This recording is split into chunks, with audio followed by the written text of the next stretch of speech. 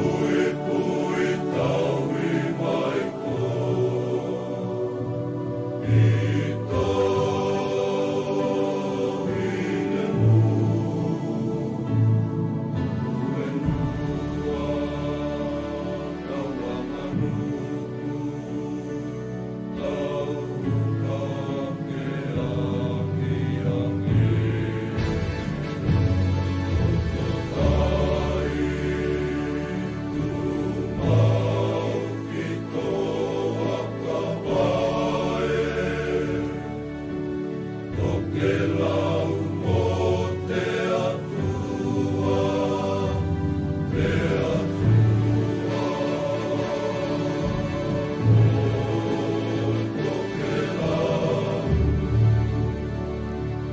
O Tokelau,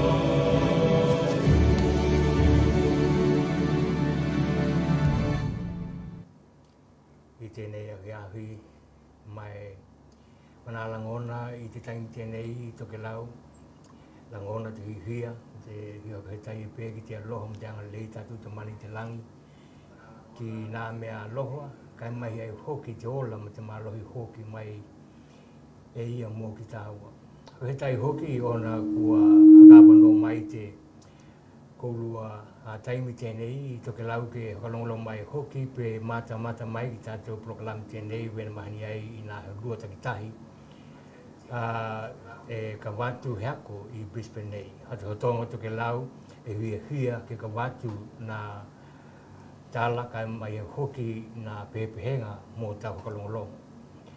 Ia ko taimi la tēnei e hakamalo ma ka tālo hatu ai hoki ki te malu te uluhina o Tokelau wena hoki. Kau kauna te tua e hata hai tau langa ke hekehe. Ia kai he hoka ngalo ai hoki lawa na tapua kinga. Ata mana matua I loto o tātou kāinga. Mō koe, o kou lo hoki, hakalongolongo mai, ko he hoki lawa te konga, hakalongolongo mai kou lua I te laulangi. E hoka he tai atu ona. Kua mahuta hoki tā wai lunga tātou ala leo tēnei. Koko tito he kia pōri wia, ka tamu hai atu mo te malu ko lua I tu hai hoki ma tātou pulokalame. Tālo honi? Ia, e vena hoki hoka malo atu ki te mamalu tātou kāinga malo ni te mawapea te ola mo te malo hei. Hiki tia pē te whakawhetai ki tātou tamana te langi, ki tāna tau hinga ngali mo ki tāua. Ni alawa tana whakawhea ngai mo ki tāua te waiha kua te kātu nei. Ia, o te whai loa ki tātou tahu nei, ahu luhulu walu te mahena, whepuali, lua ahu luhulu tolu, tāloha Tokelau. Ia, vela wau na hea ngai mai ko lua, mata mai, lango lalawa te hia. Ka e veki nā tāpena o te ahi, mana I tātou polokalame te ahi nei, vena tāpena tuki e nā kaukau nei e nei. Ko au ko hia ni holani he kia, ka e mata mai ke hoka heolo ati loa tātou polokalame. Maloni?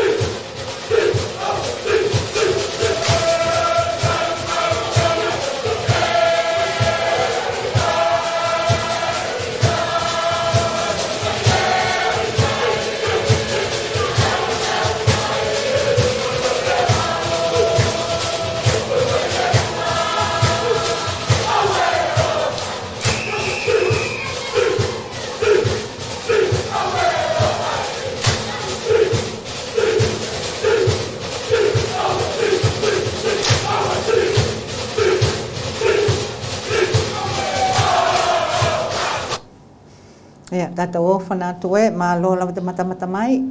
Ia, ko te tātou polokalame, pe ko te ata tēnei na matamata mai ko luki ei, o na hakatahinga i ene te tūtolu, ia lātou tākalonga, ma lātou vai ngā whātele, ni nai tauhanga ko te kātu nei. Kai Tokelau e vei ki tātou polokalame te hiahi nei, ho vei e mamata tu hoki lawa nā kaukau nei e nei, ki te koulua, ki te matamatanga, pako nā matamatanga. Ia tonu ni hokamanu ianga i e nei o ki tātou tau he maua. Ko te ai la, ko tātou polokalame te hiahi nei, e ie taimi ka matamata mai ai koulua, ki te tākalonga, nā he tau iai i a Tokelau mahiti, te aho iwa he lau iwa lua, ho vehe tahaunga te nei e mana tua pēr Tokelahi o ki tātou. Kai, ko te taimi tēnei, e vei au na matamata mahakalongolong ki tātou, ki nā whakahela launga, poko nā tala tuku mai hoki lunga whenua, ko nā ahuiahui nā ahuia, i te whitu i te ahuiahui, te taimi o ki lātou i hea mōpe ko Tokelau hoki, e whakatau nuku ai he polokalame hou, polokalame tēnei, tala noa, i lunga e awala mai te tātou mālo Tokelau. E vei au na matamata ki tātou te o hea ki nā tala noanga mana mata kupu kehe. I antonu e vei au na mātau mai, antonu ni tala huia i e nei, kai ki noho mauti no hoki ki tātou ni. E he tau mate ko nā ngā luenga ki lātou, poko nā kaukau nā ki lātou te waenga hoka hela lau, kai mai he nā ngā luenga hoka tino te tau atia kenga Tokelau e tā ua ni, ke ui lawa ki tā ua e tā hei hoaho, kai mana ia lawa ke loa ki tātou ni. Ko te mea ia Tokelau, veho ke lau ki tātou e mahani malanga tuki whenua ini tukuanga, peni hoai ngā malolonga. Ko te ata tēnei ka matamata mai koulu ki e kawatu hoki he hokai loanga pe he taupiki atu hoki nā kaukau nei e nei ki nā tamana mana mātua ka mai hei whanau e tuku iho nā takilunga te YouTube. A tonu ko nā wala i e nei e ka vea ai ma hokamanu ianga o ki tātou o na ni a tamaonga tā. Ko te ai la matamata mai ki te tamata tēnei ini whai ngā malolonga he kāinga ki lunga whenua.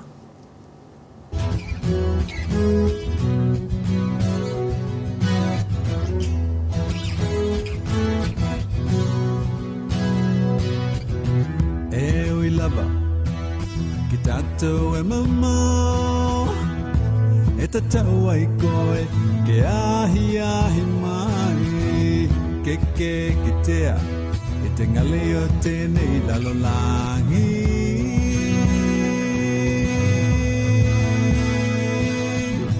Ke ki tea, i te mato lalolangi, ke ki tea, ki te ngale o tēnei lalolangi.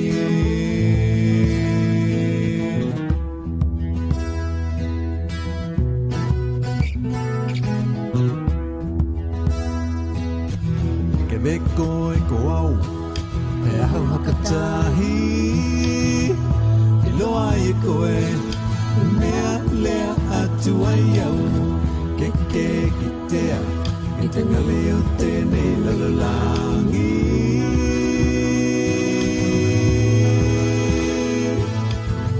Ke ki tea, i te mato lalolangi, ke ki tea, i te ngale o tēnei o langa.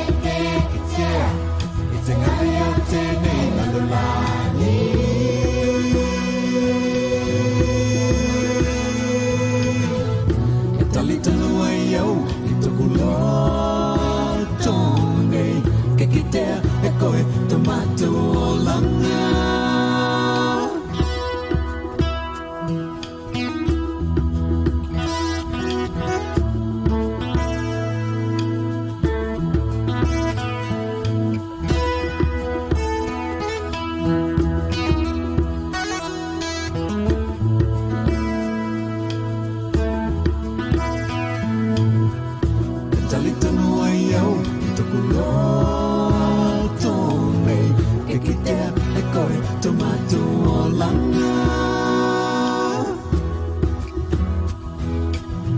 It's a mato lalangi Keke kitea It's a tato lalangi Keke kitea It's a nalea tene lalangi Keke kitea It's a nalea tene olanga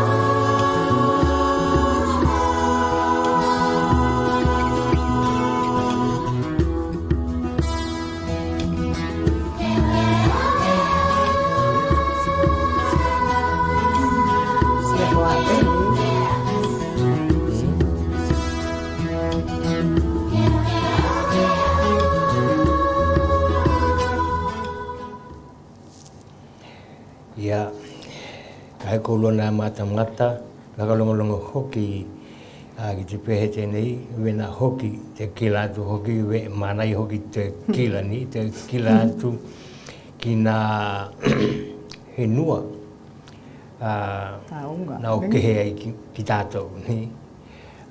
Wena hoki nā ka tinga ki tā ua, wena mahani ai ki tā ua I lunga o henua.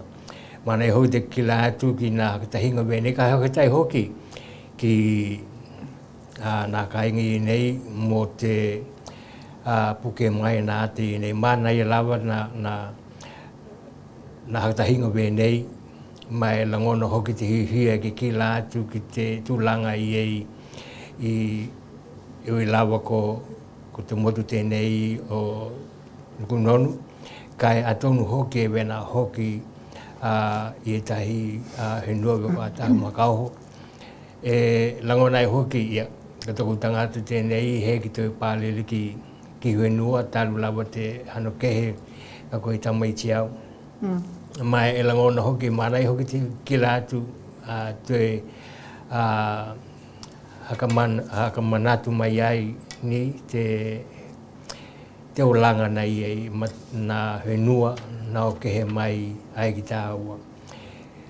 E hakatai ai, e hatahotonga Tokelau ki nā kāinga I nei mō te tuku iho o nā atawe nei. Ke ki kila uma ki tātou ki e mata ki tātou ki ia e talitonu hoki. Nā hia hoki kou lua I te mata mai ki te ata tēnei e weo na tuku iho. E te kāinga tēnei mō tau mata. Eni? Ia, ona hoki lawa ko nā maha huaunga ki nā te unga nā kaukau nei e nei mo tātou polokala me antonu he langona ke te hoka hoki atu lawa te hakahetai ki nā kāinga pe ko ki lawa I nei nā hakaheangai ma te pukenga o nā tā. Kai me leko tātou polokala me te hawi nei ni te mahu ka linga lawa I nei e lua haka mole e huia mauangia te Challenge of the Nations I te neti polo. Tau heanga takitahi hoka tau nuku ai na competition I nei te neti polo a te pahihika I ki nei I Brisbane nei. Ku katoa nei tolu tau heanga talu ana hei ni kauma Tokelau e ui lawa I tau mahai tau heanga takitahi ke I ni a tātou kau kai ona paulawa ni. Kai ko te tūlanga I ko te kilanga ka huia mauangia ni a tātou mahuine ia pe ni tino hoki lawa e huia heo ani tino huia tau ki kila ki lātou nā tau mahainga I nei mō ni kauma Tokelau te neti polo I tau heanga tēnei. Ko nā honotanga a te komiti hokapitoa mō te kikilanga o nā takalonga I nei te Challenge of the Nations kua kāmata nei mahoka I loa mai katoe kāmata nā honotanga I nei. Ko te ai la mō ki tātou e huia I loto nā honotanga I nei pe huia ka vea mahiu I Tokelau I nā honotanga I nei haka mole haka heo taki mai. Ka heo taki mai kai ke tuhi alo ki e toi ngoa peni ngoa hoki hei he tuku pau. Ni ko tona winga e tuhalawa pitoko hia ki tātou ina honatanga i nei. Kai ke hoka haingo hia e hoki na te kawenga o nā matakupu, ma te marilienga, matakupu te kaumainga ki loto o a tātou kaune tipolo. Ko te manatu mawalunga ke lawa tāpena ki tātou Tokelau mo te tauhanga tēnei. Ko te kahe ko te mahina o ke topa, ko te mahina o November, te hoka taunuku ai, na te tournamenta tipolo tēnei, iki nei, Brisbane nei. E kalanga tu ai lawa me te hoka alo mo ko lua ni hoa nao, peni a hohine, peni a taliki hoki. Ka hai e huia ka wea koe mahiu i Tokelau ki loto nā honatanga i nei, i nā tāpenpenanga, hoka te tauhanga tēnei, the Challenge of the Nations. Mole ko hoka heo taki mai, hoka heo taki mai toku tangata tēnei, ka mahai ko lua na message mai lunga te messenger, ia ka hei ai, hoka heo taki mai au, i te oha ono tahi walui wahitu tolu, oha ono tahi walui wahitu tolu. Ko te tūlanga i ko nā hola ile, he taimi ka ko heki tuku pau mai he taimi, na i he hona na tuku hoi te ai hola ile te vai a heo ka kua toi i ni ki langa peni hiuinga ki ei. A tonu la ko te tūlanga i ko i hoka tali nei, ki te aheo patino haka tātia mo te hono mua tauhanga tēnei, ona ko nā tāpenanga ke lawa mo te Challenge of the Nations i te tauhanga tēnei ni. Ko te aila, tātou ka inga, kai e ni kaune tipolo i Huaho o Brisbane, pe ko Queenie Helani ho kai lo mai, kai ko Luai Townsville, ia ko New South Wales, ko Melbourne, ia ma Perth hoki. Ka haia e ni kaune tipolo Tokelau, e huia awaki, e huia wai mai ki nā tahaunga i nei, haka heo taki mai. Ko te mea haka tāua ke ilo atu ki nei, ona ko nā kikilanga, ke noho tonu, ma noho malama ki tātou ki nā tonu a te committee aloa ki a te Challenge of the Nations, ni hoka mole Tokelau. Ia hei ngata hoki lai tēnā, e ie hoki ni kikilanga nā kaukau nei e nei, e toi tālua tu ai lawa ki ni whanau mā Tokelau, e huia mau Apia nā kaukau nei e nei, ni hui heo ani ngā mai te koulua, ke ka wea koulua ma tino ke panel a tātou polokalame ni, ka haki tātou ki kila ki ei, kua ngai ne ki lunga te numela o mātou polokalame a te pahi huika i lote te Pasifika TV and Radio i te taimi tēnei. A tonu hoki mō ki lātou i nei e panel a mātou polokalame ko te heo ani mai lawa ni, a tonu ko tēnā kua mahai ai. E hoi ngā tā hoki o i ho hini tino, ka e ko te manatu mawalunga ke i ni o tātou whanau, uhio peni tō ngāne hoki, e hio ani, e lelei e awanoi ki nei whakataunukungi ai nā trainings mo te panel, ke panel e koulua te tātou polokalame. He ngatai tēnā ko nā kilanga, ko te hawali ki mua tātou polokalame. Ko te aila, mo koulua heo lolo, muna la e hoka mālama ma haka hino tonu atu na awala e te tau o na iloa e koe ki te panel o te tātou polokalame i nā he lua. Mana tua he lua i tūlā te mataloa tātou polokalame i vai aha takitahi. Ia he ngata hoki lai tēnā, ko te weekend hoki, na mautino ai, na hoka taunukungi ai hoki, hakilinga he leni, a te tuluma Tokelau kaukilikiti tēnā, te maiti tāne Tokelau i Sydney, vea no tā pēnā aloa kia mai ai mo te hetai ki nei, i lunga i Brisbane, ki nā peleni hoka tātia e vea na tātou ilongia, ko he ki kaumaia, pe he ki maua nā kaukau nei e nei, he tonu patino, pe he polokalame aloa kia o te weekend tēnā. E mahau nā whai polokalame, ke maua hoki o mā lima te polokalame o te weekend katoa a wai tātou i loko te heta, ni he taimi tēnā e popoto malele ki tātou i te heta. Mana hakatahinga ka haka whenga ma ki tātou i lunga Brisbane nei. Ia he ngata lawala ki te nā tāpenanga a te kaukilikiti a te tuluma Tokelau mai New South Wales pako Sydney hoki ia ve hoki hokalongo atu ve na hoki e tāpena mai hoki lunga Townsville ki nei I Brisbane nei ia e ieni mana tunga peni heo ni ngā hia maua na hai polo kalame ie nei ki te hia hokatala noangia o ki lātou ie nei e huangia ma hai tonu hokatatau ki te weekend o te Easter ni o ai tātou I loa he weekend e loa hoki te weekend tēnei ma te mahutau ki tātou Tokelau I lunga ki nei Brisbane nei. Ia tonu e tālohia ola he aho ke tuku atu hoki he polokalame hokatātia e ve ona iei.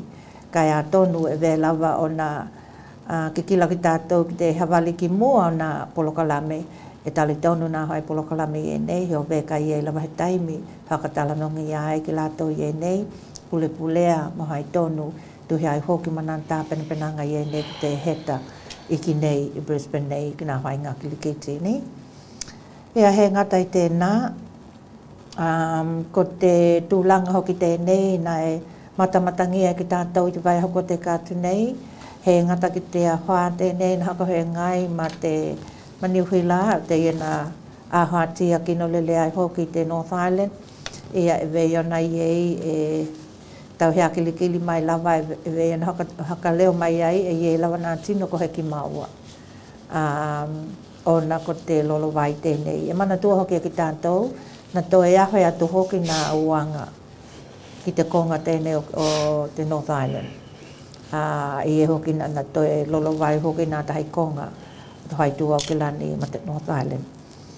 Ia e tālohia ola heki ai ni heki iei ni hoki te ni hakalawe hakapopo ki nā hakahui tāuli e nei e tēnei tau hakamamangia ona ko te lolo vai lahi lele tēnei niuhila. Kai e tātou ki kila ki te history o niuhila ko te tāla hakaheo lopito tēnei ko tōna tolu tēnei o hakalawe haka tēnā tūla hua e hoa ko haka hoi ngai maniuhila.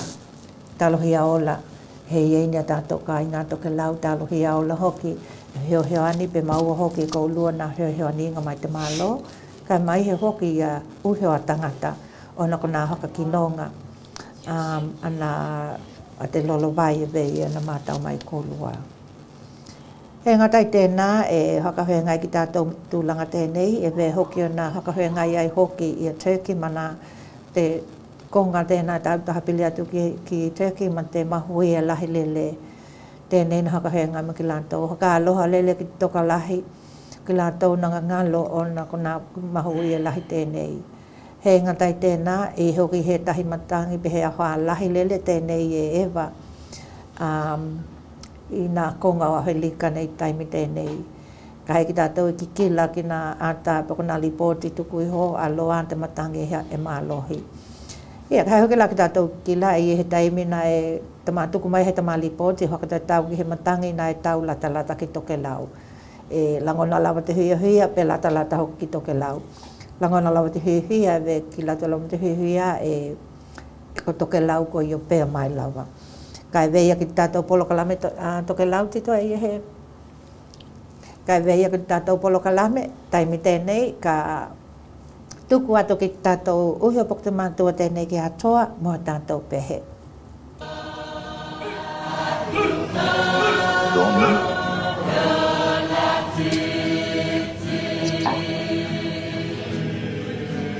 It's almost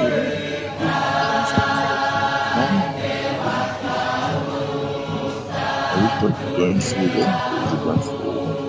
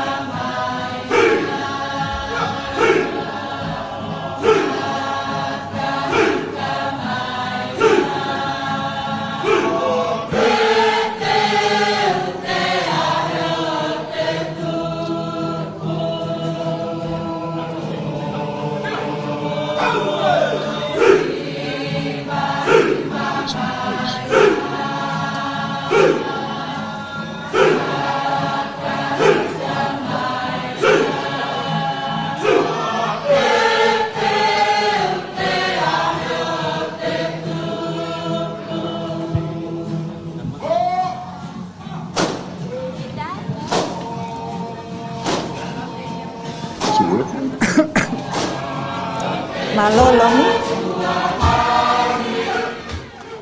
Ia Tokelau taimi tēnei longa lalo te hui taimi tēnei ni na ye lawa ni mahalhalonga pe ni whakapolenga hoki I lunga tātou polokala me awala I te Zoom kua hakatahi mai hoki te tātou tamana tēnei tuhunga ko ia tēnei ko he tuhunga tamana tēnei ki a lomi kuresa mai lunga o a tahu whakamalo atu te hotonga Tokelau malo ni talako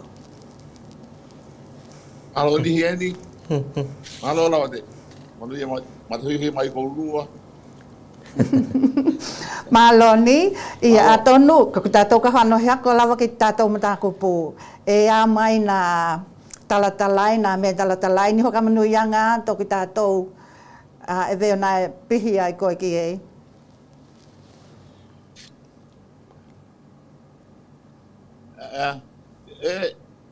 lahi nā mea vai taimi nei I Tokelau nā lahi nā ai tu mea e hoi ni pero de lahi ngā lava ona mea tampai au ke lahi ni variety o tātou mea tau lima o tātou he lahi ni mea tau lima e hoi Tokelau ni pero ona waka mana tuluma mana trying to create some variety of craft ke mahai ai ke lahi tātou au aho explore tātou craft ni e o mei e tau mai nei ki e ia tonu ko tēnei kua mai ko nā mei e ia wai nā matau ni ia hewe ia ko ki maua i e nei kua lewa lele te whia matamata atu ni kai ko te taimi tēnei lomi ia ko te taimi tēnei o koe ke hokali mai ma hokailo mai nā mea talatalai nā mea tau lima nā mea vena ni e tuhi ai hoki ma nā mokomokonga haka mole mole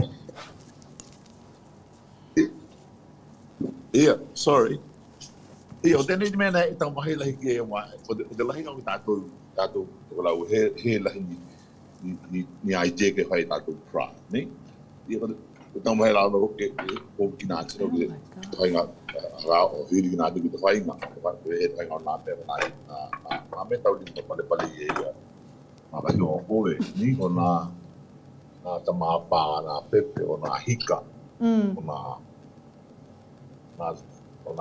me ake o nā matau ni nā tāgo nā lau ni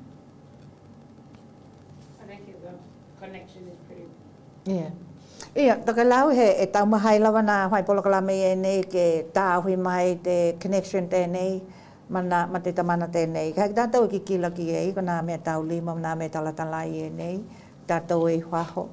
Mana I lawa te ki kila atu ko nā pihi o Tokelau, o tamana tēnei, te tuhunga tēnei ki a lomi kuresa ni. Nā tau mahai nā kaukau nei e nei ke whakaali te ata tēnei, pe i e he hoko tanga I te vai a heo kai o na hoki lawa ko nā tūtuangia, mana he kau, mana ngā luenga. Kai nei kua langona lau te hui e toi tau mahai mai ni, te tamana tēnei, e toi tuku atu lawa te awanoa, a wai tanga ua tito ha mai ake ni o langona haka tau nā me tau lima I e ia kua. Ia, Tokelau he lawa hoki hoku I loa, I nā me tau lima ka mai ai hoki ki nā ngā luenga mana I e nei a te tamana tēnei ki a lomi kuresa. Ia me nā hoki lātou ko he ki te atu ni nā lātou ngā luenga. Ko te ia ko te ia e hakatai ai mo te awono tēnei ki te hakatala hatu ai ki te tamana tēnei ki a lomi. Malo lomi? Malo ni tito, malo. Vai tai pute ama no ni. Ode, he vera ode mahua lahi la vai he no lahi ai o te pula ai nei. I tātou I Tokelau he lahi ni tātou kolo ke export ai ki tātou ki wahoni ke. He vera ode me tāu ode ika o te vai ko me mana me tau lima. Te me tahi me ai ki tā whāno no lahi awa. He ho tāua I tātou tahata te tātou kāna wāni. Te kāna wai lahi Tokelau, lahi kāna wai tātia pare pare o pio na I umu ko lahi nā mea kai ke ka heki tātou Hahi te lahi o te tātou maukoloa e mau i kulang te ne kai tātou e. Te hohi e tātou tangata ke len na kai ngā te craft, ne? Ia, o te mea lai e, mupole ki te ke e wā. Kona taimi ne i ko, ki rā tau le tūpulanga i e i ko. He hau mau hi le ke pohi nā waenga nei te anuko tātou kena he ngā rongi. He i le ni aonga e, we hai tātou kere ki te pupo i ai tātou, kola rotonga o... E nā tibi hea nā pakona me, they learn how to build the canoes, the young ones, nā tino hi au nei. Nā me vena i tupi nā he motu, i lātou i te le kāu o te lātou anuku ka ālos, ne? Tau ki tātou i nei i Tokelau he ki te ele ni pōlami veni, tā wai tātou kata nā. O he le litura talai i mo Tokelau, rāloa, ne? E pule ai ki rau te taloto au wā, tūlanga tēnā ua. O i eti e lawa nā, he me tāu i mo Tokelau talai mo te whaiwhai. Ani e mo ai tātou pē i ola ki tātou. Hei maka heo tēnā e, heo ato i te uio i tūlanga i ki tātou i whai taimu te. I te ke kila atu ki au ngā luenga i e nā te mana ia mai o au ngā luenga kua au mo te tāpena. E wena tā kua mai e koe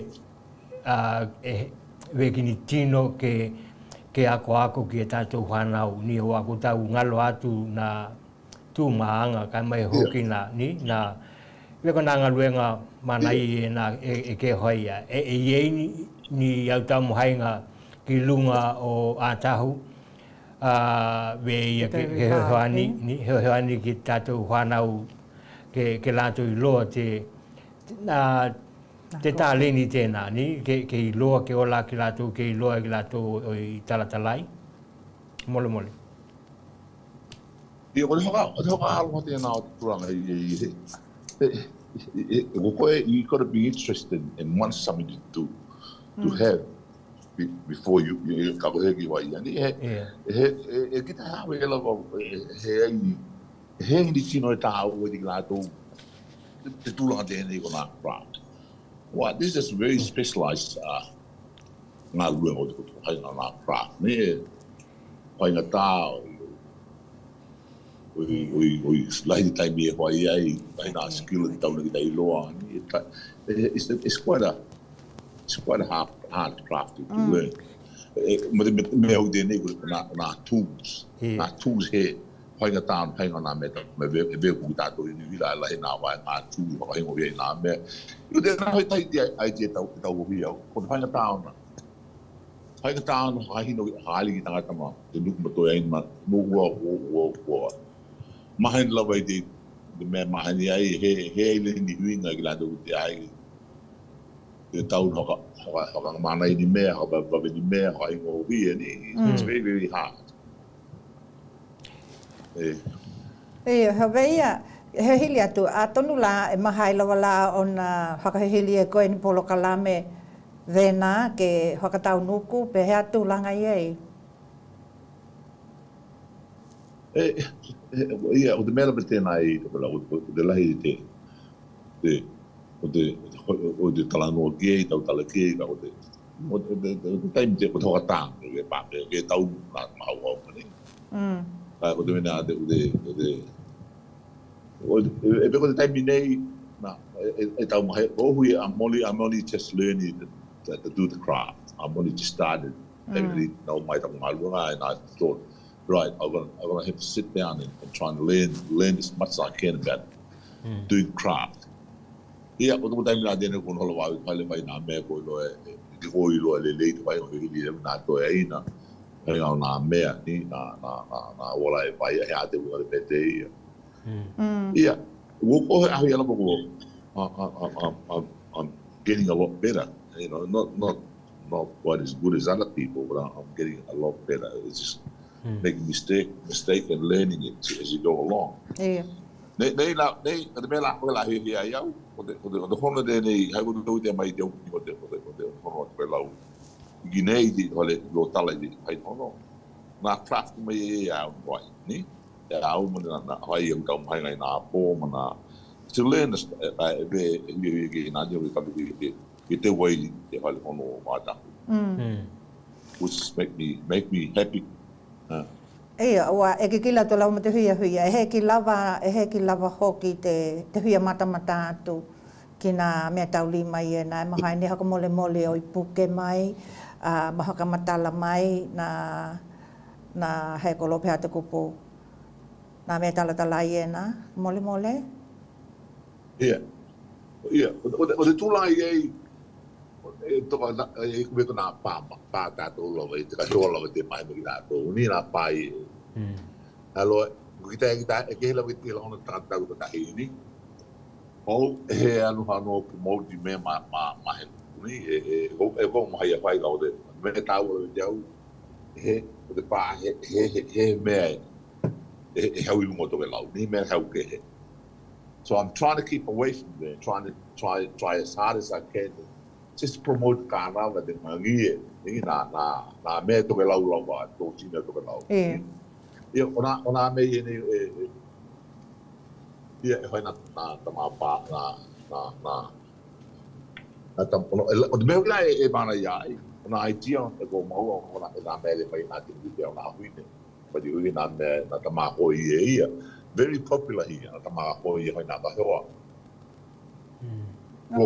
mole de la e hoi ni a ona hika ni a ngangi e na ai ko ki la e me hoi na ni e vai te dai yuli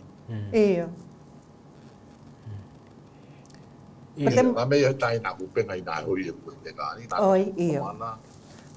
na me e ni te na me hoi na ka ke da du lunga tu ai lunga te ni kai he te ke ia ona me i ona ia o te ke ona me ka ki mona ati ia ona me na o ko ha ko mai na a ko ni na au lima ni na me i nei very popular here na te matau huai ho te ia ki te atu ko he ni ka te hi ai na he na palu po na po ni e velo de lo ko de patau hi palu ni I only make it bigger so it's just displaying stuff but e hoi lo like a craft mana me e mix with the game with the taiuli na pa ye ni ia kona pina la au e lua ia kona craft e nei he na he me nei to lo ke hoi ni pa o de mete na ko to pai au na to he ni craft i to lo ke sel ni ha ko le ke na palang ia sa me ke o mai o gine hui la to baka na tu mo there's just too much of it. Hey, the variety of stuff get how ke he la do gile to la. Ni e o hai na ai ya o ine na ta liga ai li ve ia. Ona apu ko na ta ko ai na he o ni. Na ta ma tau ia. O he o. Yeah. Mana ia na na ngo to la just it's something different na the belau bao no wa hu na pa ni he pau ma ko e na talai ki na pau be he na tama pau he baka mo to ona tama pa ka lu ka na uma e de ko le tu ia ta ka vena na hiu mo le ta bu le ngo ta ku lo ta le te we lo ta la we me ta hi Tokelau ko be dia nei lahi na me na Tokelau ai we hili te ta nga nga he bu da ba ka ye nei na ba Tokelau o le ba e tau mai ke to ho to pulu to hai ko le ni just have the time.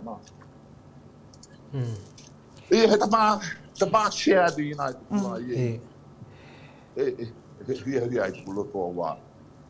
I'm trying to create some more ideas.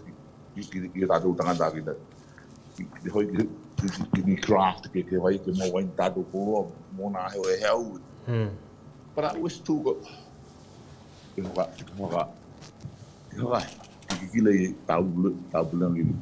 not tools. They got a lot of money, but I think they spend it wrong. You know, they can't mind him hang out with the lake if I go. I can't have him if I not change. So I told him I need the day. Like I'm there, how to get out to buy 100. I met down here, how to get in. If I now, I lay now. My boy now, I love him. Yeah. E mana ia te kikila atu, te mata atu ki au ngaluenga ia nā. Waka te lai hoki o te nahakamunuianga a tonu ki nā tamaiti. Ki ni tamaiti o atu ki tō hale mata. Ki nā ngaluenga ia nā e ke hoi. Weka tau le mai, they need to have an interest. Ni ki nā ngaluenga wena ko ngaluenga e hoi. E iei he tamaiti, pini tamaiti hoki e ke hea huia pe ke kitea e huia awai mai ki nā ngaluenga wena e hoi i te taimine.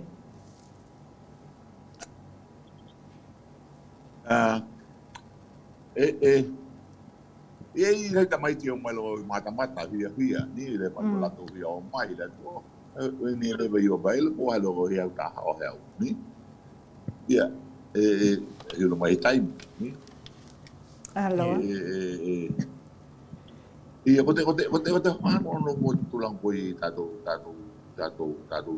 tangata i vai dai nei go he lo ta wi be ko tato be ko tato maru tuani na e tato machipa See, life is too easy for them, you know.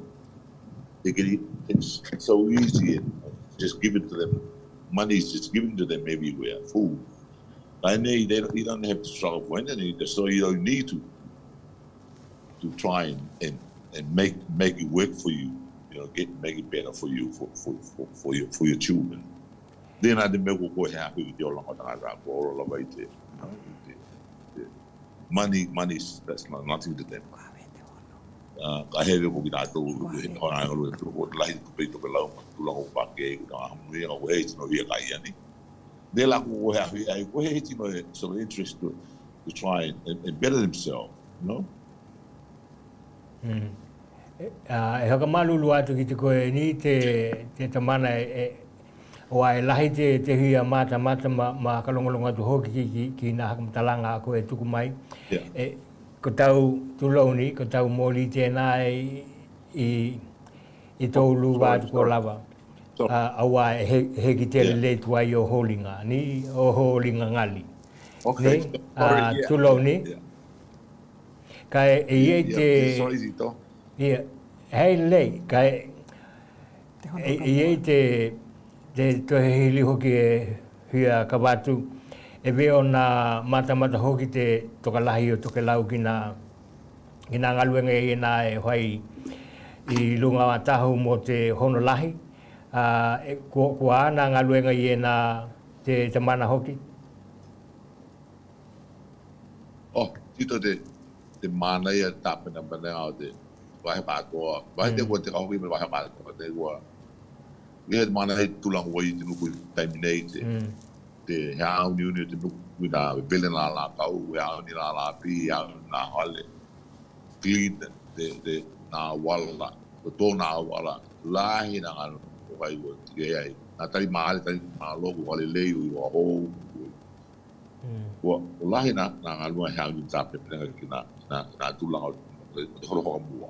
Te lau te hia pākeo, nā tau mai te pauhine, Lohine nei nā pō nā hātua o te nero ina nā hea te wala i nā mōli. Keheo the spirit e ni mewe nei te tuku te mānai o te mānai o nā tukoe. Ai nā mea te rei ia. Hei tino hota hei tu ke ni ka da uma kona hanga na me alo ha tre te tolo kua kona no hoa kona na be no hino te kalua kona be whai na mo ngai na tali malo kona estregi lo tala te uma lo tala na wala ke la na ke ni vai la ke la ke ni o ya he uma o whai na alu na o mau mala o mole na alu hai o ba na pa mai tai te vai na kau hono no I think arrives here in the morning ko he ate a he o te hunga hono o te tali ko a he te hono ko lo the end of the week end of this week he held mai te pahe to hono ka mai te pahe ho ho ni he lo ka ma lo ho I think it's only about 2-3 days e te io when I come e te hawatahinga veia e ko mana tu ai hoki ka koe ki nei koe ni taimi tēnā loa ki tau ki Sydney mo te CD ni e ko mana tu ai hoki i te tāolonga ni na huia i loa i e koe ni wa taimi tēnā nai hoi ai te nai tamhai ai ki he pao ki nei Brisbane ia tali tonu hoki e ko mana tu hoki taimi nā loa i ki tau ki nā mātua i nei ka mai hoki tamana ki a te vele ni ki nā he hili nā hili ai koe ki ei mai he mea hoki hia te ia koe continue lawa koe ki te hea tala ki te tauiwi ma te kila peniata koe e hoi ni ke ako kongi ai hoki o tātou tangata kai mai he o tātou whanau tupu ake ni na wawe ko mana tua i te hakali mai ngau au me talatalai ni ki nau au craft hiena i te tāolonga ki Sydney ma te langona te ia na ke maua e tali tonu na he tai koe ki te tamana hoki ona kotona e tuku mai o tona i loa ki te koe atonu hoki ni hakamunianga hoki te nā mō koe ni e tamuhai ai lawa koe ke wena ke tuku atu hoki ki o tātou hoanau i lunga wa tahu ki nā mei e na tuku atu pena puaki atu hoki tu lou o tātou tua ki tēnā kua hakatino e koe e langona i hoki kou we e hoa hui tau anoa e a te wea na taku mai koe ko te whenua ni ki te whenua mana tāpena penanga i tu hei hoki te honotanga i te hakaikunga tu vai ahe ni ani e ieni hakahihianga hoki he ngata ki nā tāpena penanga ka wena hoki e tali tonu e hoki ni hoa tele ia tito he veo te vai tātua tēnei he he lahi veo nā mo wai veo vai ki tā hea tu e upala wana ngālu e ngai nā hea hui me ki kilo tala i tau le wahui ne lui tula kai nā kua hipa uma ni e veo vai he lahi ni mātere vai veo nā hono e lahi nā makutanga e toi e vai mana i mālolo de kau hono kai kau hiu mumua de hono e te aonga ka tau ala i te opening day e te aonga e hoko ai hebe ko heko nā pua e lua hawai e tuo o te mālonga o rine ki te ia e tāpena panaki e o ki he kila ke kai a ve talona tu ve he o lolo te kau hiwa e mana e nā hiwa e mai ka hakatalitali atu lana kau nai e nei ki nā matamatanga ka kilai ki mātou kai ona hoki lawa ko tātou taimi ma te tūlanga hoki o te mamao e ieni au tau e hui a whakailoa mai ki te malu tātou kai ngā matamatātou i te hawi nei e langola te hui mo ka kai le ki te amono pe nei tu me mai pe nei ki te au ke ke share tuai he tūlanga e mana i ala wei lunga i Tokelau e wila ki tātou ta hei maho ka ki tātou e hana tuhaka i Tokelau i tūlanga e moho i tanga tengi nei ma tau mahai te nū ke mau e goi o le tāu kila mai nā ki hate tupulanga i Tokelau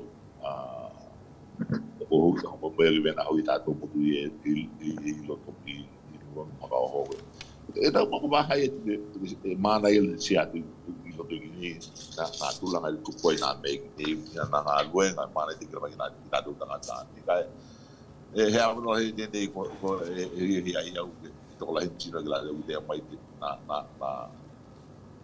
i nā tau mahai ngā e toko le nā tio koe loko hou ke ki on te hanuko Tokelau na he tia kia ni we all have to do our part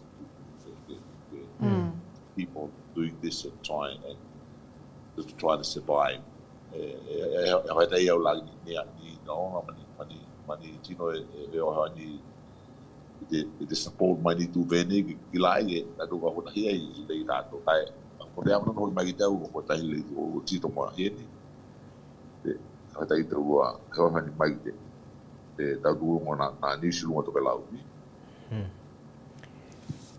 Ia, tēnā ko hokalongona tu hoki te malu Tokelau e tu hea hoki ki au ngā ruenga i lunga o Atahu. Mō te hakaikunga hoki e te waiahe wena tā koe koe ki te honotanga, ia ke e momole tu lava na lohaanga o te hotohotonga o Tokelau mō ko lua i lunga o Atahu. Wena hoki nā tāpena penanga e tu hei hoki mo te hono lahi. Ia ke aloha te tua ke wena o na heoni atu ni a lawa ni tūlanga e tu e hokalei atili ai nā ngā ruenga. Ia ke maua lawa e kou lua, te iloa, ma te poto hoki e tu hei hoki ma te hokalei atili o nā ngā ruenga i lunga o Atahu. Kai mo taimi tēnei tu hei hoki man tala noanga i lunga tātou proklame a te tamana hoki ki alomi e momoli atu o ma alohaanga mo koe i wena hoki te kāinga kai mahi te atunuku katoa ia wena hoki e kaukauna a te tua i lunga o Henua. Mo taimi tēnei hakatoha atu to hatotonga mo koutou toha. Rai, Taini. Tēnā Tokelau heo vea ia he tama whāti o la wakina ngā loenga a te tātou tamana tēnei ni. Ia a tonu mo ki tātou he ngatai lunga o Henua. Ia ka vea nā hoki hoa hoka hailo wahia koto i loa ni ki langa hoka tau ki ngā loenga i nei. Haka heo taki tamana tēnei ki a lomi kuresa i lunga o Atahu ni. He ngata ko taimi tēnei e vea ka haka tō wā māli e tātou polokalame i te tātou pehe tēnei.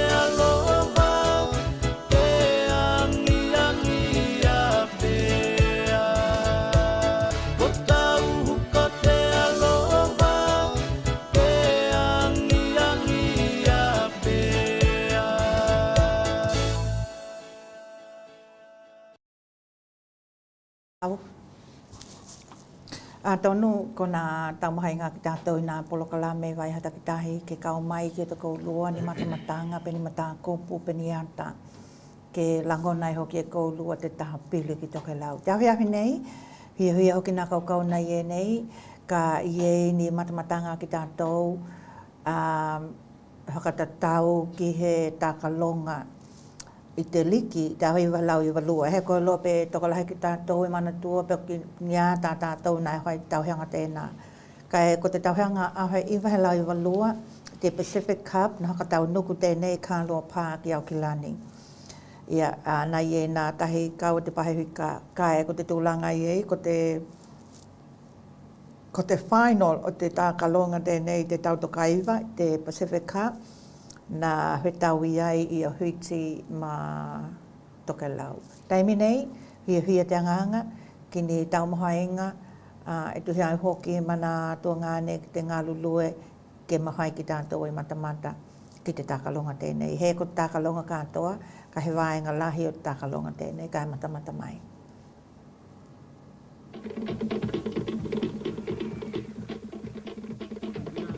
For the past fortnight, Auckland's Carlo Park has been the main venue for the Lion Red Pacific Cup. We've had good crowds, exceeding expectations, to the delight of the organisers, and the fans have been treated to a feast of entertaining rugby league. Today should be no exception. It's grand final day.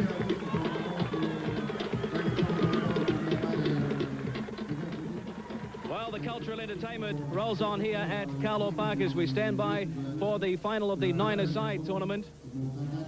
Hello everyone, thanks for joining us wherever you are around New Zealand and in Fiji. One World of Sport is live for grand final day for the Lion Red Pacific Cup. First up is that nine-a-side tournament between Fiji and Tokelau, the final of that tournament. But after the break on One World of Sport, we're back with the final of the nine-a-side tournament. It should be a cracker. It's Fiji up against the Tokelau Islands.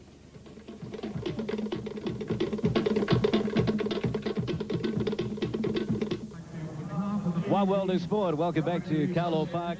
The sun is shining in Auckland for grand final day of the Lion Red Pacific Cup.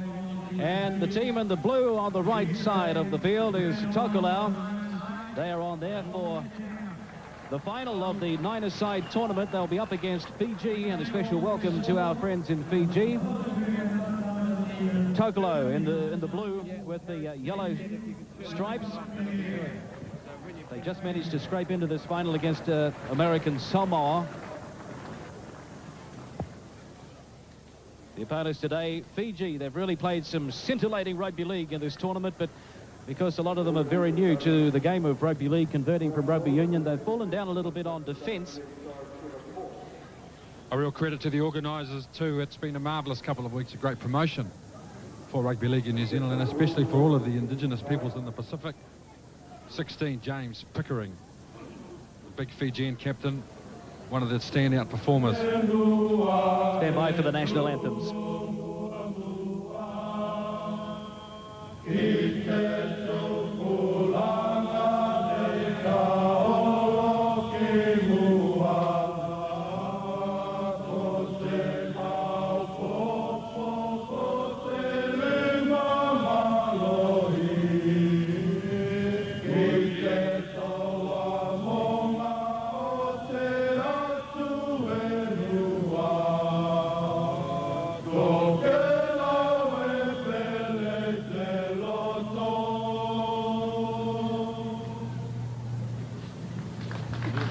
No big names in this Tokelau Island side, but they've done very well to get through to the final of the nine-a-side tournament.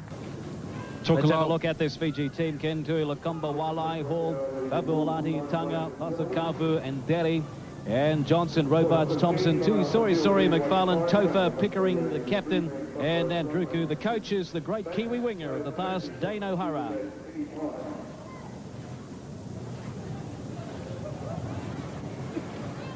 The Tokelau Islanders just waiting now for the Fijians to perform for us once again before they get into action in the nine-a-side final.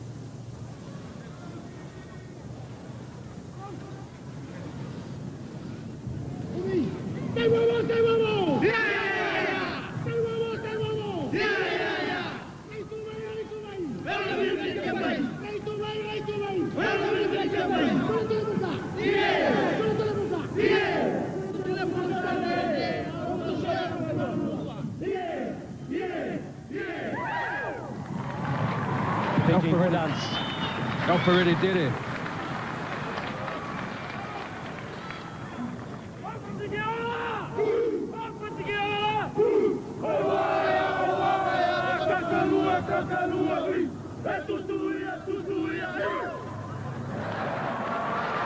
Malo need to all the Tokelau Islands.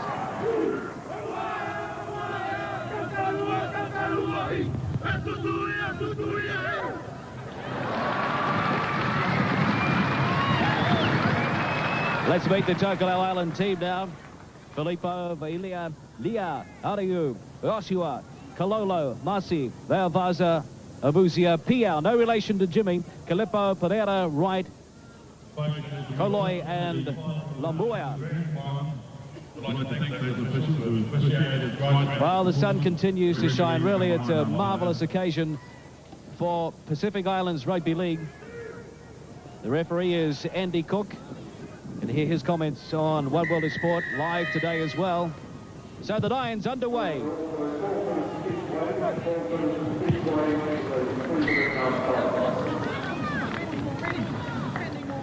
The kick too long by Fiji, so we'll have the goal mouth dropout. Number 4 for the Tokelau's is Joe Ariu from the Upper Hutt Club in Wellington. No real big names in this Tokelau team, but they've been performing pretty well in the nines to get through to the final.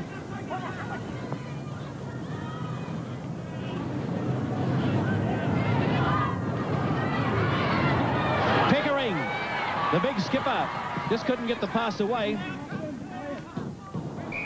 Penalty, and the touch judge is in already. 10 minutes aside in this 9-a-side tournament. No kicks for goal, conversions, penalties or drop goals. But no, this is a penalty now to the Tokelau's. He's turned it around. James Pickering, the Fijian captain, hitting out at the play the ball area on John Vaila. James Pickering, the big captain.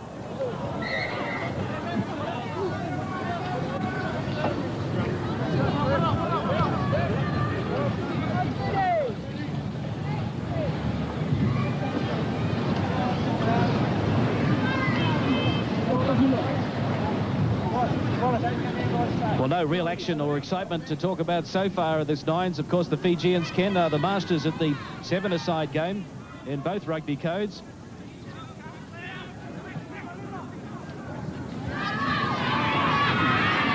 Filippo, good run.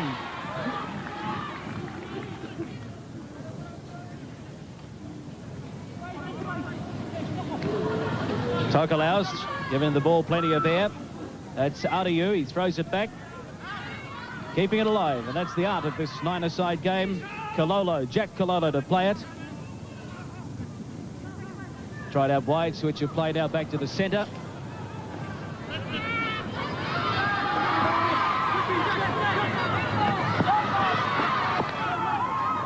Good entertaining stuff from the Tokelau's, trying to keep it alive. Vaavaza. Well, this is a promising start by the Tokelau's. 1 tackle to go in the set of 6. Trying their luck from dummy half, and there's the first try of the match.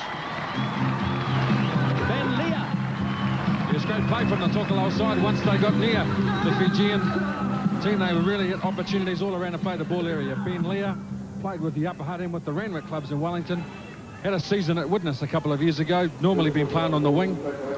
This year we've seen a little bit of him playing for Upper Hutt in the front row. Had to play the ball area from dummy half. Ben Leah gets underneath the struggling Fijian defenders to score a good try in a handy position. There are no kicks in this game, and it's 4-0 on Lion Red replay action. Ben Leah, nice try. 4 points to 0. Tokelau over Fiji, and that's a promising start. Tokelau definitely the underdogs here.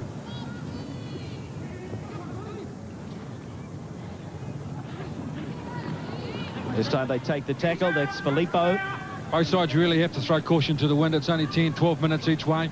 Only 9 defenders on the park for both sides. A lot of opportunities out wide if they can get 2 or 3 quick, play the balls on a roll. This tournament designed Looked like a forward pass, that one, but here's another chance for the Tokelau. Suva is there, though, to wrap up the Tokelau's. But they're on a bit of a roll, the underdogs. John Baila elected to have a dart on his own. One tackle to go in the set of 6. Filippo, the grubber kick through. He'll pick it up, and so they have another set of 6. Pickering was there. Let Filippo to play it now. The little grubber kick through, not a bad placement, but it's just going to be a little too big for the Tokelau, so no try. 4-all the score. Joe Arayu, one of the more experienced players. Yes, close opportunity again for the Tokelau side. Smart play on the last tackle, trying to roll the ball end over end into the end goal. The big chase coming from Joe Arayu, the upper hut centre, just beaten over the dead ball line. Good crowd here today. One senior executive of the Auckland Rugby League said he had to take his hat off to the organisers of the Pacific Cup because they've attracted crowds here that the Auckland Club competition hasn't been able to attract this year. Now it's Fiji. Let's see what they can do with the football. Down by 4 points to 0. Nandruka, penalty to Fiji. This will give them another set of 6 in a pretty good position. Referee's opting to play a very, very deep 5 metres.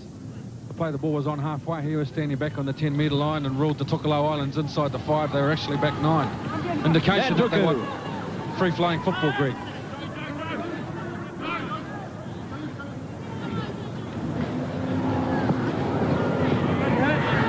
Taga. Yeah, been a standout, Philly. Taga for the Fijians operated very smartly at first receiver when they've had 13 players on the park.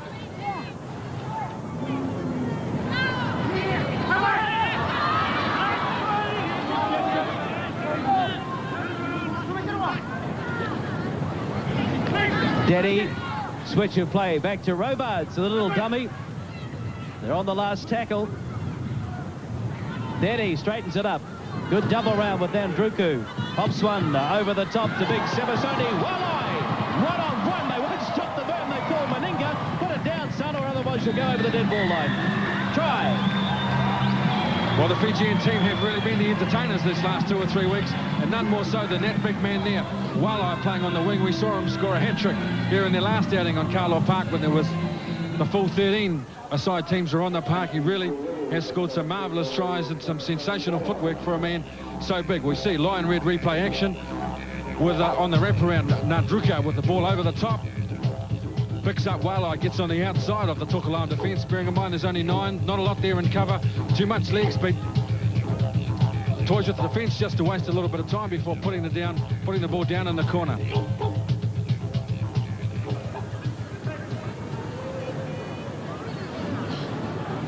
Number 4 to restart, Joe Arayu from Upper Hutt. Big hit! Big hit! Save, the fullback for Fiji. He's had a pretty good tournament on attack. Big hit, Sally! Hall, Pickering. Big hit, Sally! The quarter line, Fiji's end of the ground. Big hit, Sally! Doug Thompson. Reminder, the grand final will kick off around about 3:15 today, and that's Western Samoa against Tonga. At the moment, it's 9-aside, and Fiji keeping it alive. Nandruku. Now Walleye has it again. There's no one in front of him. This is going to be his second try. He loves his rugby league. Semisoni Walleye. He puts it down at exactly the same spot. Well, you and no better example of how much of a threat this Fijian side are going to be in rugby league. This is their first entry into the international scene after just getting themselves organised at the beginning of this 1992 season. This is the final day of rugby league in New Zealand for 1992. One of the individual performers and a real entertainer he has been is Semisoni Walleye. 50, 60 metres to go, down goes the gas pedal, and he does it easy in the end. Too much leg speed, too much pace.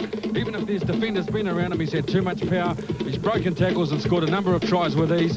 It's another example of just how easy he does it. The big dummy coming from Nandruku usually plays centre out to Walleye on the edge, easily with only 9 defenders. Not a lot of cover defence from the Tokelau coming across. Semisoni Walleye, the big crowd here delighted with this man's individual skill and pace. Sanasoni Walai. 2 tries to 1, and Fiji throw it around at the end, but there's a little forward pass in there. They've been picked up this time.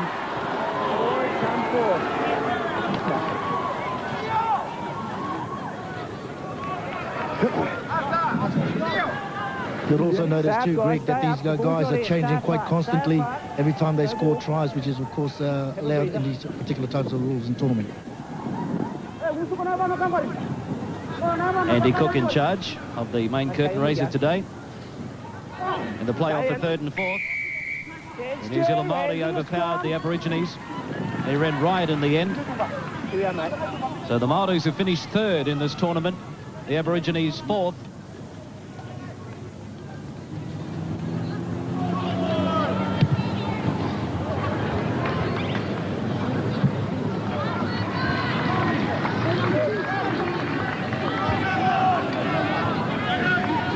I think both of these teams will be pretty happy they're only playing 10 minutes aside, a half, because it's rather warm out there in the middle of Carlaw Park on the last day of October. Fiji leading on the scoreboard as well as in the penalty count. Nadi, short ball, Tonga.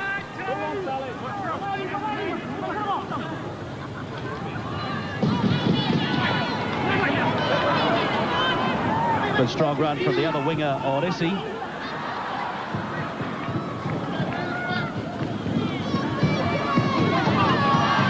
Tui, sorry.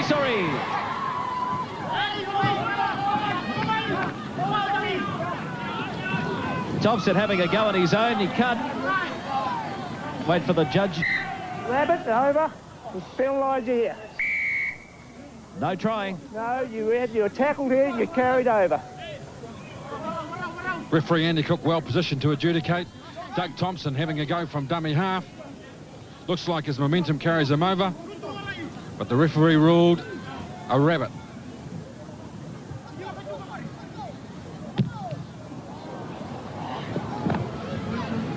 Thompson disappointed with that.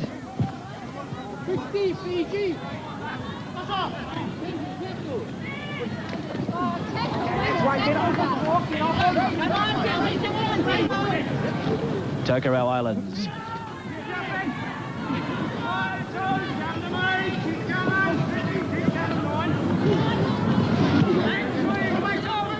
John Vale has thrown into the turf. Big line-up out wide now for the Tokelau's. Bit of a fumble over there, though, allowed the Fijians to get across.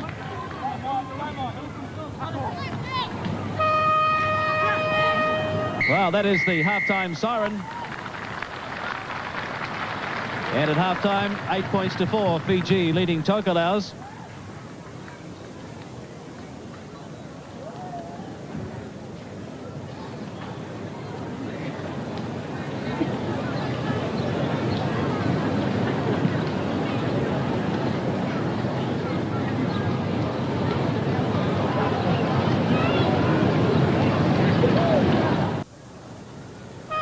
One World of Sport, half-time in the nine-a-side tournament, 8 points to 4. Fiji over the Tokelau Islands. This tournament was designed for the 6 teams that failed to make the semi-finals.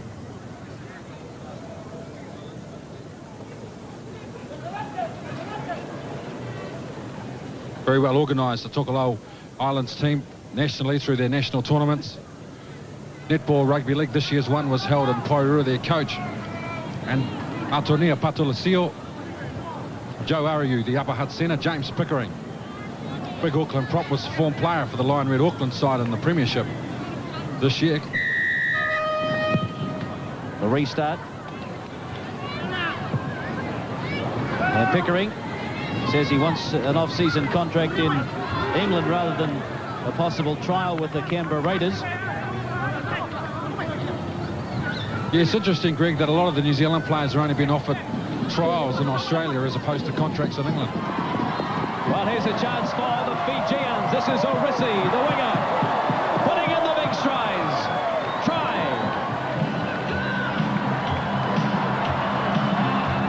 He's going up to the other side. alongside, wasting time.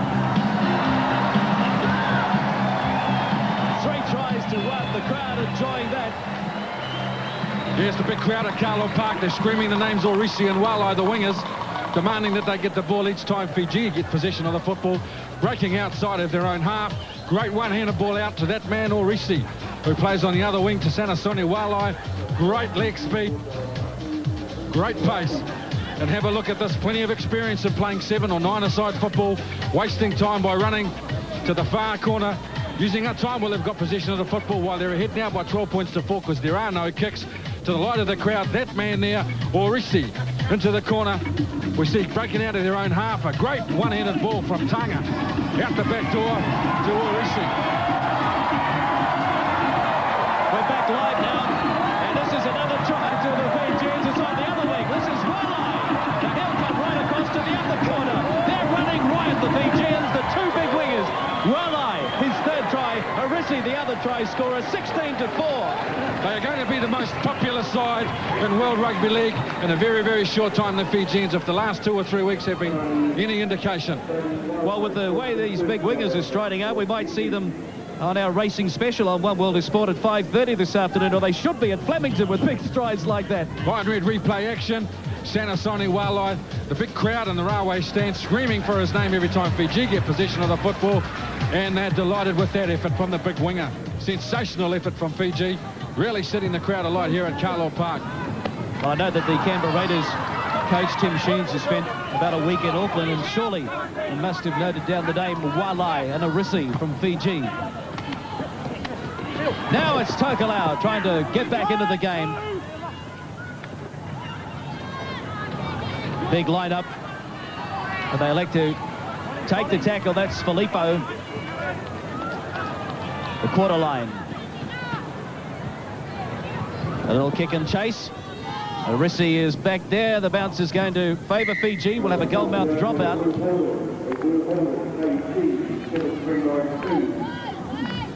Listen, Bulavanaka Moapea, you're the manager for the Fijian team.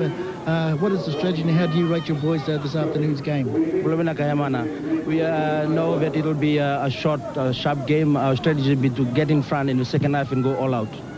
Okay, these 2 wingers, that's scoring sensations, your scoring machines of yours. What village do they come from in Fiji?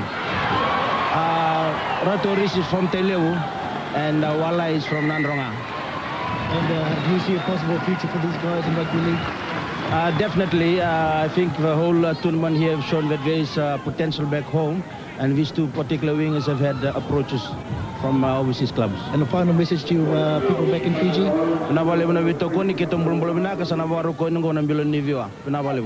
Thank you. Try to the Tokelau's there, as we heard from our Fijian friend Oti Masi, the try scorer. So just 8 points in it again now. The 9-a-side tournament. Tyrone City halfback. Moses Valvasa with the run, guarding up the football. Big second row. Referee Andy Cook indicating a high tackle from Dave McFarlane. Interchange player for the Fijian side. Crowd enjoying their day out in the sunshine at Carlo Park.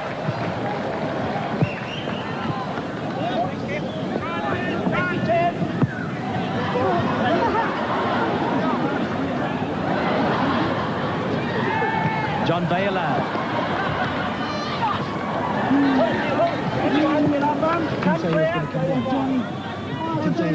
Yeah, half-time of the main game.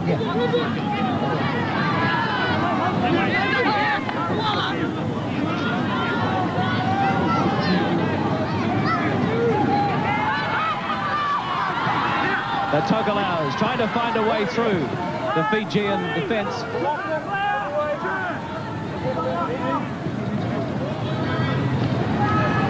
We make it about 7 minutes to go in the 9-a-side tournament. Yes.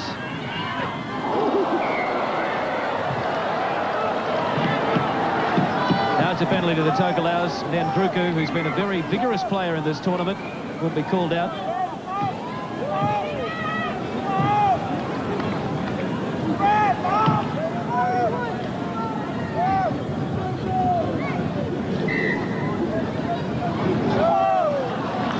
Nandruko has been given 5 minutes in the sin bin. So it's going to give the Tokelau's a great opportunity to get back in there. He spent about 10 minutes in the sin bin last week as well.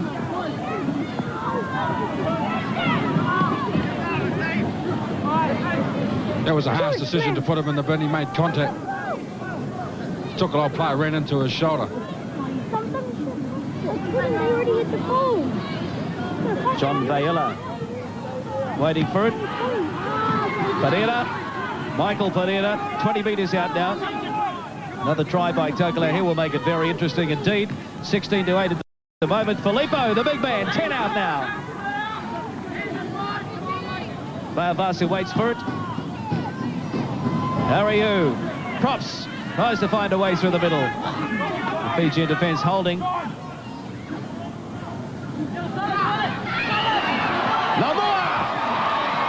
He's in. We've got a ball game again now. Sele Lamoa. The third try for the Tokelau's.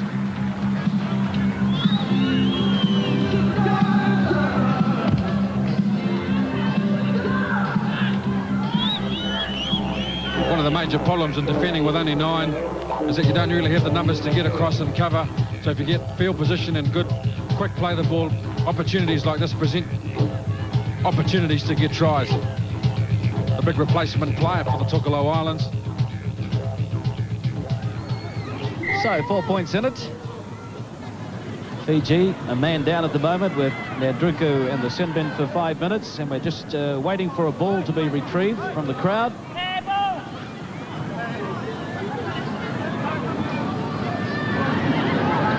Pereira, it's Dedi. Once again, a special hello to our friends in Fiji watching this match live through the Television New Zealand Pacific service. One World of Sport. Pacific Cup Grand Final day. The Tokelau Islands here with another chance. This is their winger. Kololo still going. Jack Kololo, good run. Big line up out wide. They've got the numbers if they can keep it going. The Tokelau's. Ariu. But the final pass has got astray. There's a knock on there, so we'll have a 3-man scrum. Good entertaining football from the Tokelau Islands.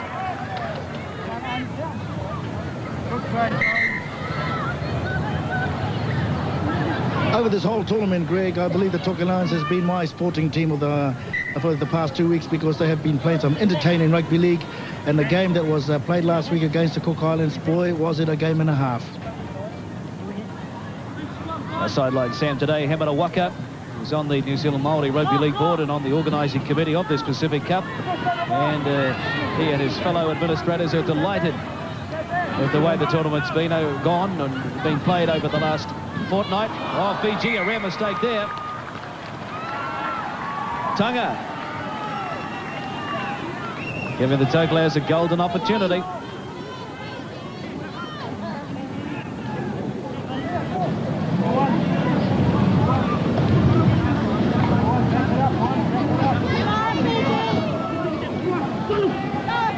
Three-man scrum in the game of 9s. Kololo to play it.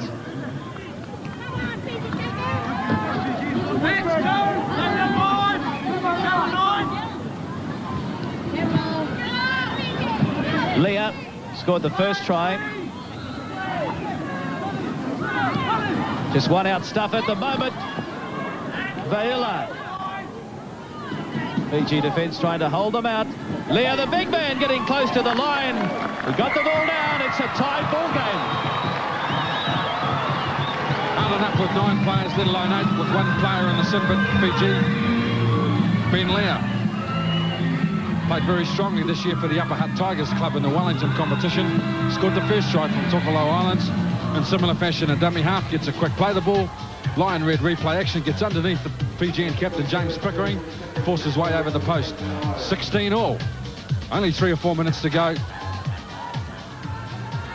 A lot of attack in these sorts of matches. Not much defence because you don't have the numbers. The next try by either side will be crucial. given the limited time to go in the game. Save with the restart.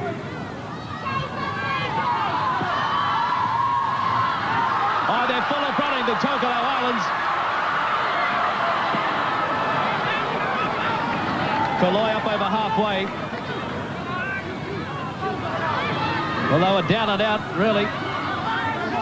And the big Fijian wingers ran riot early in the second half. Injury to contend with there.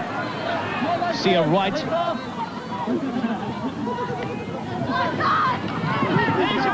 Lamoa.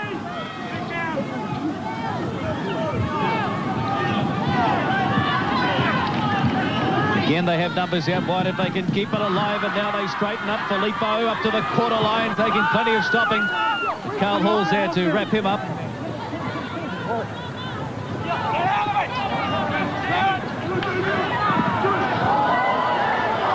The Tokelau's, it's about 5 on 2, but good defence from Nandruka, who is back on.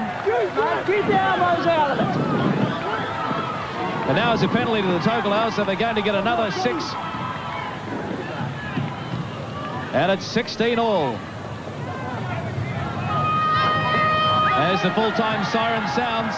Now, if it is a draw after this tackle, it's going to mean that they'll have a count back on penalties.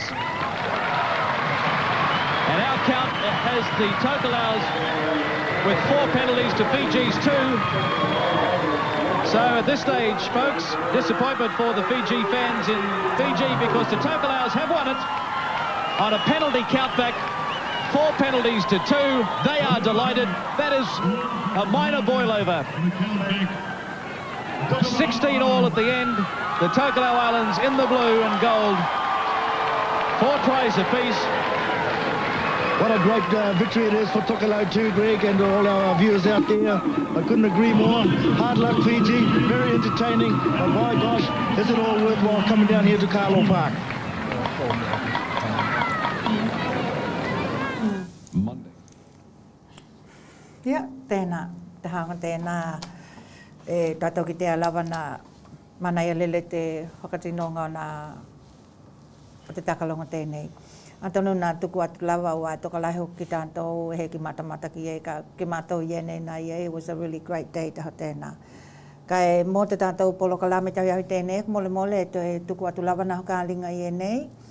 E huia maua pēa ni a tātou wānau ke whakatahi atu ki te hono mōmua a te Challenge of the Nations i te mahina nei sometime, i te mahina hou tulo.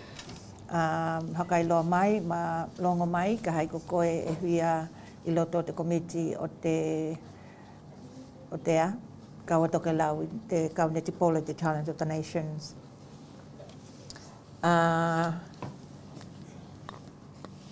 Taimi nei, ke tātu ko he tātou pehe, oi kua toe kahe oloa I tātou polo kalame.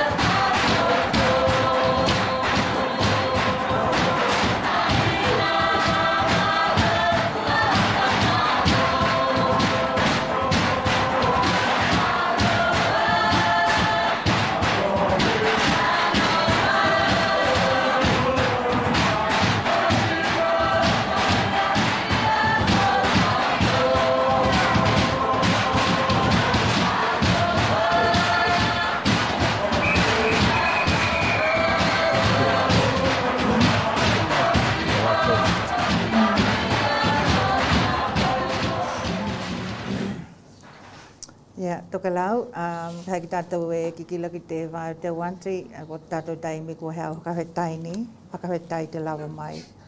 Te tātou kāinga, a tonu kona whakamanuianga o ki tātou, e veo na noho tā pēnā e hoki, o tātou kau āhua ki te honolahi Tokelau i te hokaikunga o te waiahe, ke manuia nā talatala noanga, ke manuia nā tonu whai, ke manuia hoki te hokatahi ngā Tokelau. He ngatai tēnā mō ki tātou, ma tātou kai ngā Tokelau, ke manuia te waiaheo.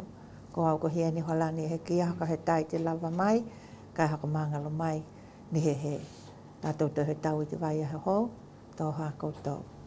Ia wena haka apopo atu haku ta maa leo hoki, tu hai hoki mana kaukaunanga o te awihui tēnei. Ia ke aloha te tua ke wena o na tuli atu te mālohi ki te koulua, he kato tō te mālohi te wai taimi nei. Ia, mō te hawai kunga hoku te wai aheo, ia, hakatahi te tua mō koutou uma. Ia ko nā kaukaunanga weo na mahani ai, ia, e lawa nā he hea mana haka he tonu, nā hai ploplami e nei, kai te tālu pēr, ke hehani mai te aloha, te angalei tātou te wana i te langi. Wena hoki ma te hakamari o loto ko lua e tu hei hoki mana tamuhainga ana kaukauna wai e nei. Ia, ka koheki hakauma hoki tako hakamtalanga tēnei. Thank you so much Toa and Suli Lake for helping us in our program every week, every Tuesday. And for the rest of you who have invited us in your homes, thank you so much. And for me, good night and good afternoon. And goodbye. Until next time, God bless. Pani. Ha.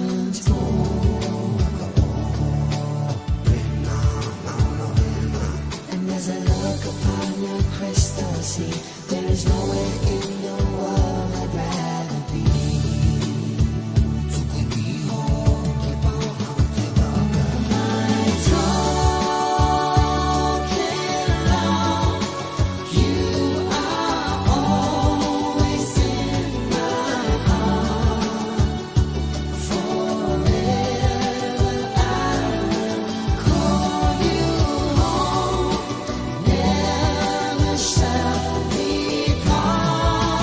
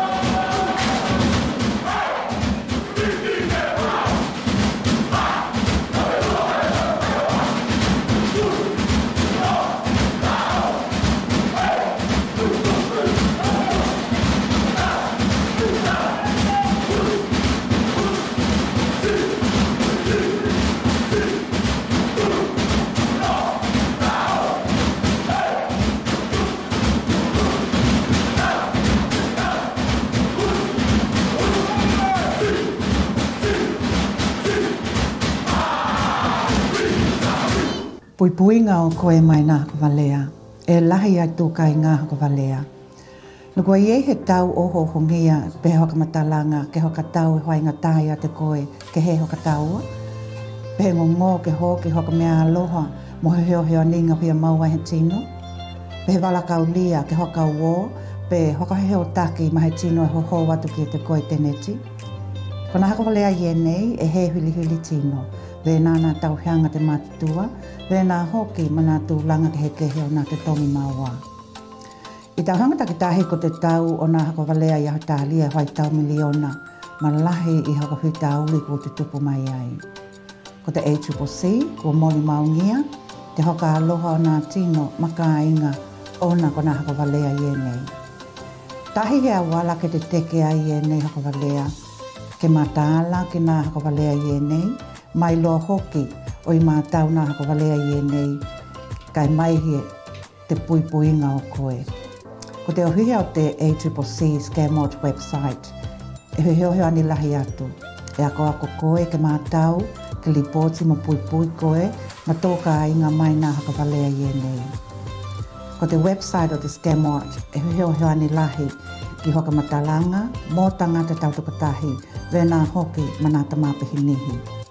Ko nā hakavalea takalahi, tāla tangata nā hakavalea, tūla hono mō koe ma te puipuinga o koe, e-maili hoka i loa, ko hea te lipoti ki ei nā hakavalea.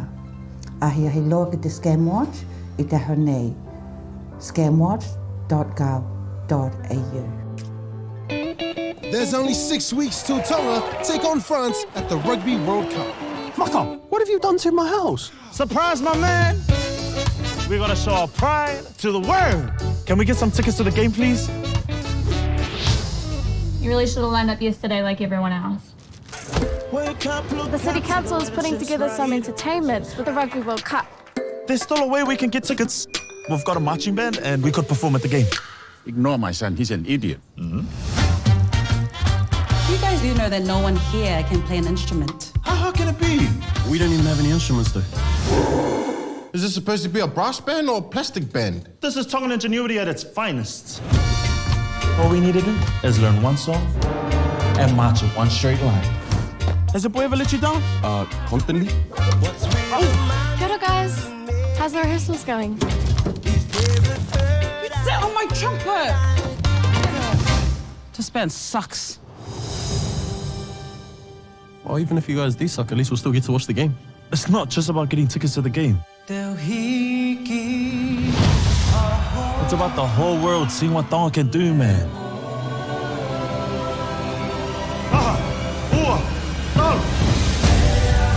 Look how far we came already. We will not be embarrassed in front of everyone. He and his band can make us all proud. Well done, everyone.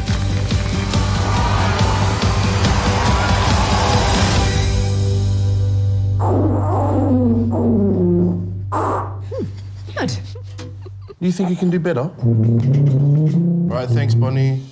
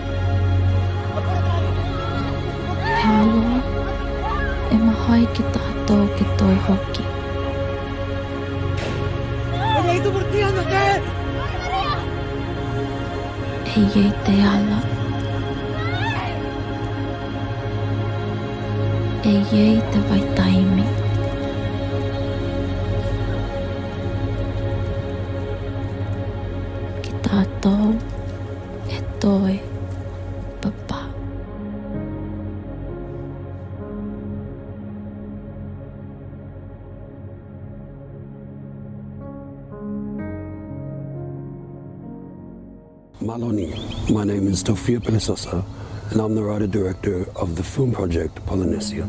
I'm Malia Letuafa, and I play the lead Una. Hi, I'm Brandon Rayleigh, I play Hotia. Polynesia is a love letter to the many Pacific people who fell victim to the Peruvian slave trade in the mid-1800s. Also known as the blackbirding era of Pacific history, it's a history in the Pacific that's been hugely forgotten, but one that has had a long-lasting impact. Thousands of people were kidnapped from across the Pacific, from Kiribati to Rapa Nui to Tokelau and many islands in between. They endured the journey to South America, where they were separated and sold and were forced into slavery in haciendas and plantations in the newly formed independent Peru. Our communities have never forgotten them, and we continue to remember them through ways we always have. Through song, through dance, through arts, through talanoa, and now as a way to make that history reach further, through film. For those of you who have taken the journey with me on this film, Polynesia is a film that's been in the pipeline since 2017, when I made my first trip to Peru in search for their stories. The stories that the history books don't tell us. On that trip and the many trips afterwards, the stories of hope, the stories of resilience, the stories of love, and the fight for them to return home emerged. The history books are simple when they speak to this history. They were kidnapped, they were sold as slaves, and they died. But as Pasifika storytellers, but most importantly as descendants of Tokelauans who suffered this fate and never returned home, we know our people better. And we refuse to accept that as their narrative, as the way their story ends. Polynesia is our way to give them an honourable story. A story worthy of the sacrifices they made. A story that honours them in the way they deserve. And so that they know that they have not been forgotten in the passage of time. That they continue to live on through us. And all through the eyes of Una, a young Tokelauan girl, and her siblings Hatia, Pio and Hei, and a group of enslaved Polynesians who on one day in 1864, on the outskirts of Lima, Peru, far away from everything they know, try to make their way back home to the ocean. And so here we are, crowdfunding to make this very important film. This film will be Pelisosa Pic's 5th screen project since the company started in June 2020. And it'll be the first time a film is written, directed, co-produced and starring Tokelauan creatives. It is also the first film completely spoken in Ngangana Tokelau and Spanish, something that we are very proud of. Over the past couple of years, the Pelisosa Pics family have been working hard and independently out of Western Sydney, building community around our stories, centering our own narratives, and we've done most of that on a shoestring, or if not, all of it out of our own pockets. But we've done that with love, knowing that that's what needs to be done in order to get our community off the start line in this country. But now we extend that hand out to you, our wider community.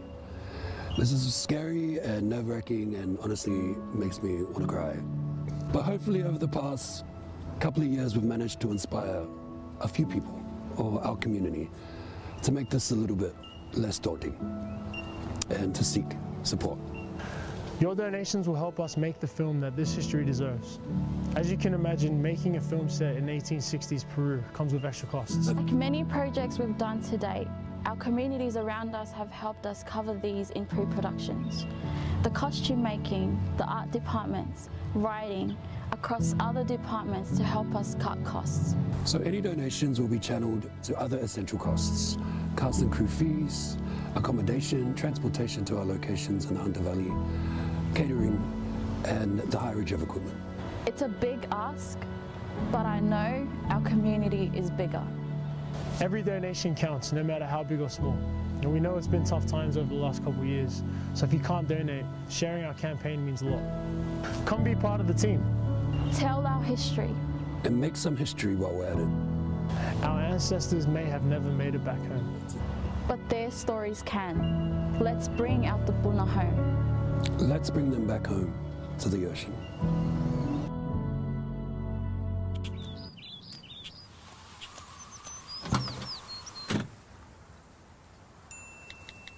Beacon TV and radio, sit back and relax as Doni Mahanga takes us home with Happy ever after every moment where we laughed over nothing.